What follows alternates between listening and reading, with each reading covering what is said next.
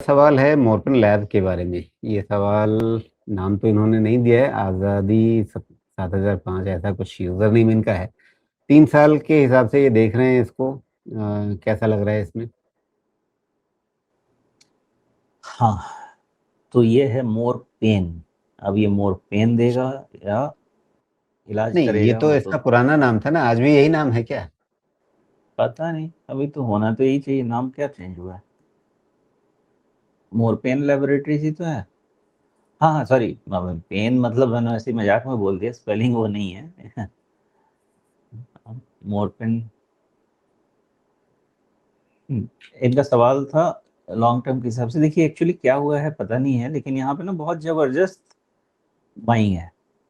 और रीजन क्या है, चूंकि मैं ट्रैक नहीं करता इसलिए मैं स्पॉट नहीं कर पाऊंगा, बट 23 फरवरी के आसपास ना इसमें जबरदस्त बाइंग है।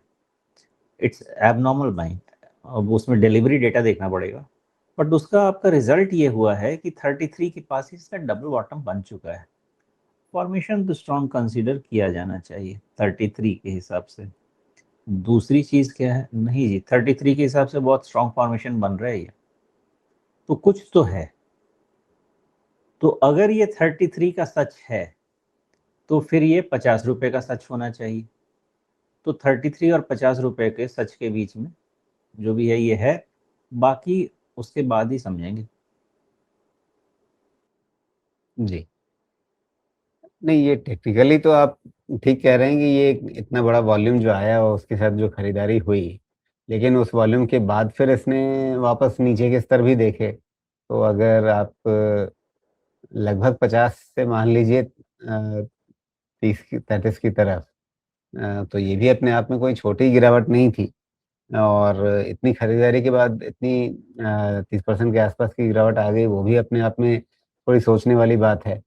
और अगर आप कंपनी के आंकड़ों को देखें, तो कहीं भी आपको सेल्स ग्रोथ आती हुई नज़र नहीं आ रही है। कहीं आपके पास मार्जिन वही 10-11% फ्लक्चुएट करता रहता है, बीच-बीच में डिप कर जाता है। तो किस बिना पर इसमें नई चाल बनेगी? बनेगी। आप अगर रिजल्ट को देखेंगे तो पहला बाजार ये रीड कर रहा है कि दिसंबर क्वार्टर से सेल्स ग्रोथ पॉजिटिव हो रहा है। दूसरा बाजार ये रीड कर रहा है कि दिसंबर क्वार्टर से ये अपने high end of the margin की तरफ जाने की कोशिश कर रहा है। तो मार्केट ये समझने की कोशिश कर रहा है कि क्या एक ये सही शुरुआत होने की तरफ जा रहा है। और अगर ये सही शुरुआत होने की तरफ जा रहा है तो इस बार आपका 33 का बॉटम लग जाएगा। अगर आप 1 तिमाही के हिसाब से अगर ये देख लेंगे कि हाँ 412 से 484 हो गया तो सेल्स ग्रोथ आ गई। ये काम तो मतलब आप देखिए जून 2023 से ये 400 के ऊपर-ऊपर वहीं पे लटका हुआ है। तो 2-3 बार इस तरह की फॉल्स सिग्नल दे चुका है।